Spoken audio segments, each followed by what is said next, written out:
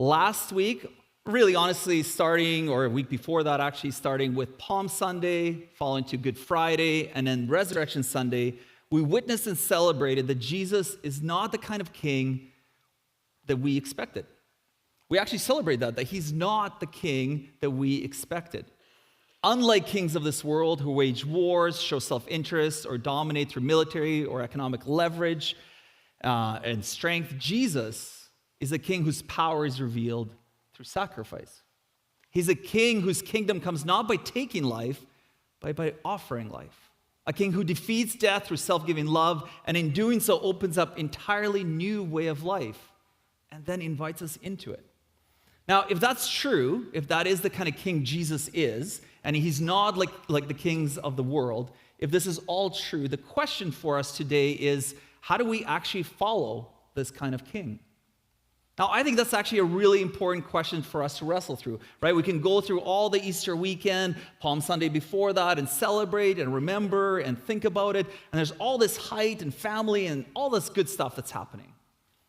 But then regular life begins, right? Palm Sunday, the people welcomed the king. They were cheering him on.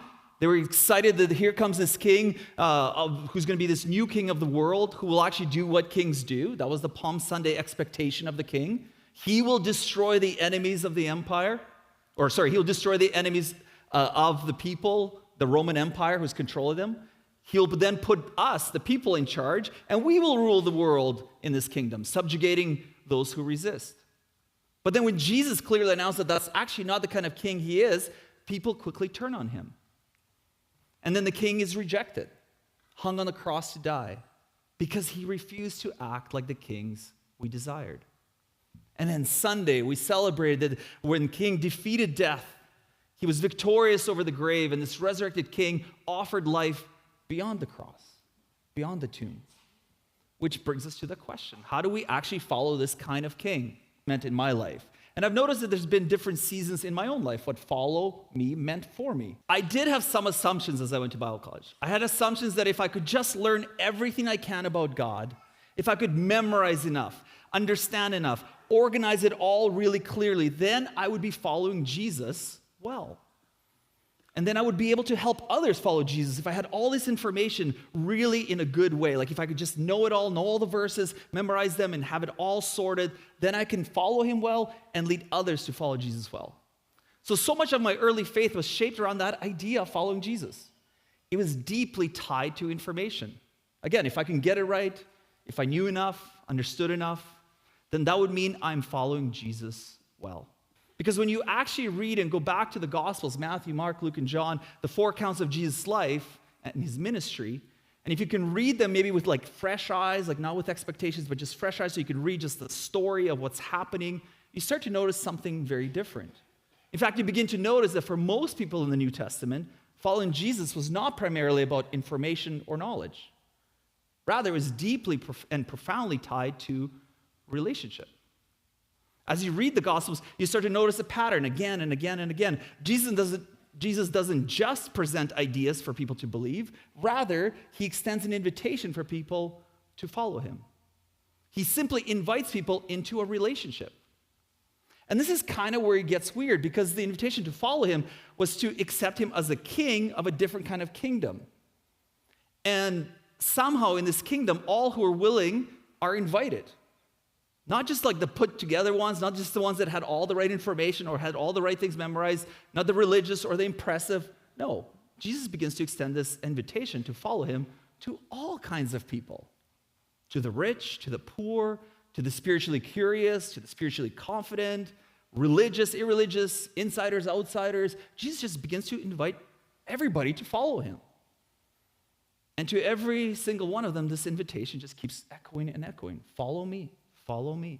Matthew is the kind of person that everyone actually avoided. And you're like, wait a minute, that's kind of, no, that's not, it's really different. In that culture, tax collectors worked for Rome, the occupying power. So they were seen as traitors to their own people. And on top of that, they had a reputation for not just working for this empire, but they were also like, they would skim some of the taxes. They would steal. Now, if you're a Bible reader, it's easy to just kind of sort of roll with whatever Jesus does. Because you're like, well, yeah, he's Jesus. He's going to do these things, and it's kind of cool, and we kind of just move on. But it's actually really important to slow down and feel how disorientating this moment is. Like everyone's watching. Here's Matthew, who's deeply, deeply, deeply hated. And Jesus comes up to him, and he doesn't like call him out. He doesn't insult him. He doesn't like put a curse on him. He comes up and is like, follow me. And that, honestly, with our own like culture and context, it's really actually hard to describe. Jesus at this point is a rabbi. He's a teacher. And in that culture, that came with certain expectations. It came with certain assumptions about how to be this kind of teacher. It came with assumptions how you should act and who was actually worthy to follow a teacher. So when Jesus invites someone who's not best of the best, he's actually a person hated and rejected by his own people, it messes with your categories. It begins to mess with your expectations and your sense of like, what is happening? Is Jesus actually a rabbi? Is he actually a king? Is he actually a Messiah? Because he's doing things he's not supposed to do. Now, let me tell you why this is such a big deal.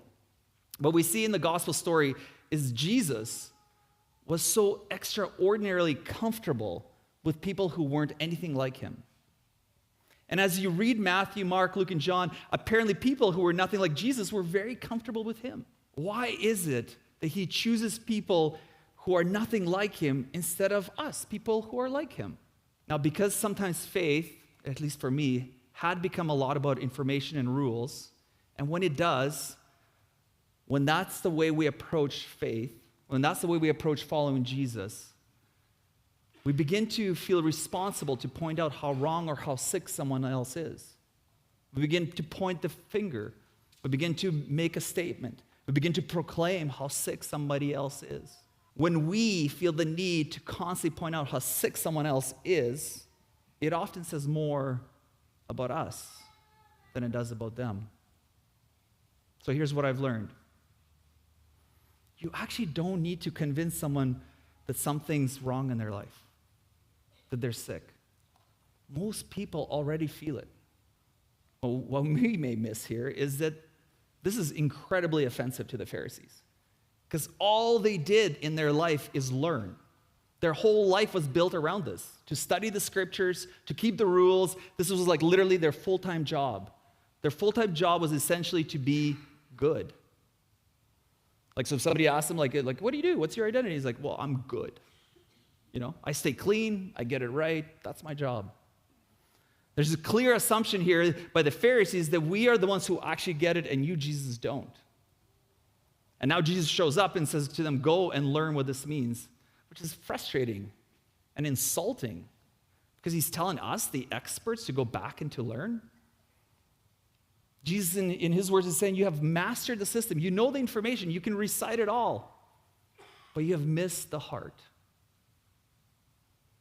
And when I think about following Jesus and I think about my own experience and how many times in my life I have wrestled with a phrase, and those of you that may be new to church may not have heard it, but those of you in church, I'm sure you've heard it lots, the phrase of grace and truth, right?